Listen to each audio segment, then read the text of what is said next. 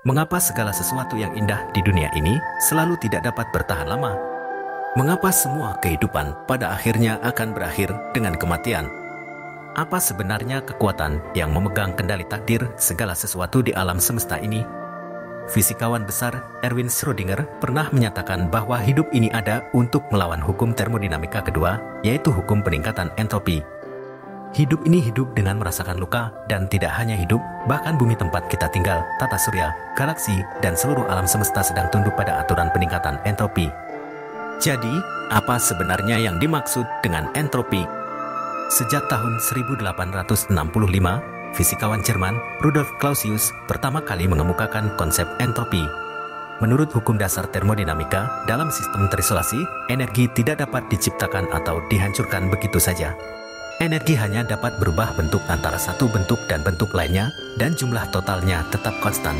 Entropi adalah ukuran dari tingkat kekacauan dalam sistem, seperti halnya power bank daya 5000 mAh yang tidak dapat sepenuhnya mengisi ponsel 5000 mAh. Hal ini disebabkan oleh fakta bahwa selama proses perubahan energi dari satu keadaan ke keadaan lain, tidak mungkin mengubah 100% energi tersebut. Sebagian energi akan hilang. Dan inilah yang disebut sebagai entropi. Konsep entropi selalu meningkat dalam suatu sistem tertutup, mengalir dari suhu tinggi ke suhu rendah, dari keadaan teratur ke keadaan kacau, dan proses ini bersifat irreversibel. Tanpa campur tangan kekuatan eksternal, sistem akan cenderung menuju kerusakan dan kekacauan. Sebagai contoh, segelas air panas yang dibiarkan begitu saja akan perlahan-lahan menjadi dingin, dan rumah yang tidak dirawat dengan baik akan menjadi rusak. Semua ini terjadi karena entropi terus meningkat. Hukum ini juga dikenal sebagai hukum termodinamika kedua atau hukum peningkatan entropi yang mengungkapkan aturan evolusi akhir alam semesta.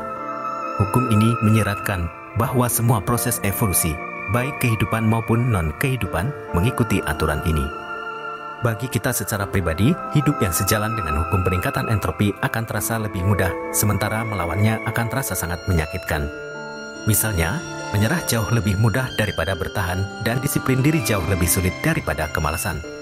Sebenarnya, hidup itu sendiri adalah proses melawan peningkatan entropi, di mana kita membuat diri kita lebih sehat melalui olahraga, meningkatkan diri melalui pembelajaran berkelanjutan, dan mengendalikan hidup kita sendiri. Setiap hari, kita menghadapi berbagai macam urusan kecil, dan jika kita tidak secara aktif menghadapinya dan membiarkannya berkembang tanpa batas, masa depan kita akan semakin buruk. Persahabatan menjadi pudar, orang yang kita cintai akan menjauh, dan karier akan menuju ke titik terendah. Kita terus-menerus menyerap energi materi, terus belajar, dan terus memperbarui informasi yang pada dasarnya adalah cara kita melawan peningkatan entropi.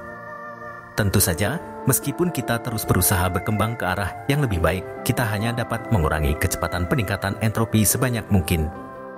Karena hasil akhirnya tetap tidak dapat diubah. Hidup pada akhirnya akan mencapai garis finish. Hukum peningkatan entropi juga dikenal sebagai hukum termodinamika kedua, dan itu dianggap sebagai hukum paling putus asa. Ini memprediksi bahwa segala sesuatu di dunia ini, bagaimanapun perkembangannya, pada akhirnya hanya memiliki satu akhir. Einstein menyebut hukum peningkatan entropi sebagai hukum pertama dalam ilmu pengetahuan, meletakkannya di atas semua hukum lainnya. Setiap hukum fisika atau pandangan ilmiah, baik itu mekanika Newton, relativitas, atau bahkan mekanika kuantum yang menguasai dunia mikro, semuanya memiliki batasan.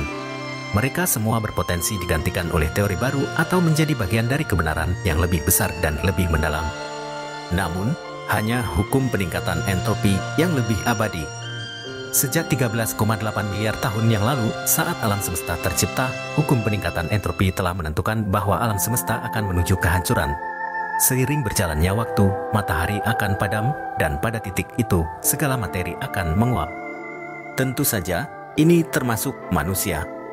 Ketika entropi mencapai puncaknya di alam semesta, semua materi akan mencapai suhu kesetimbangan termal, dan ini mungkin menjadi akhir dari alam semesta kita. Terbayangkan bahwa peradaban terakhir di alam semesta akan membangun bola dison terakhir di sekitar bintang merah terakhir di alam semesta. Menyimpan kenangan dan keputusasaan terhadap sejarah alam semesta yang telah berlangsung miliaran tahun. Dengan penuh rasa nostalgia, mereka memandang bintang itu dan dengan perlahan menekan tombol terakhir.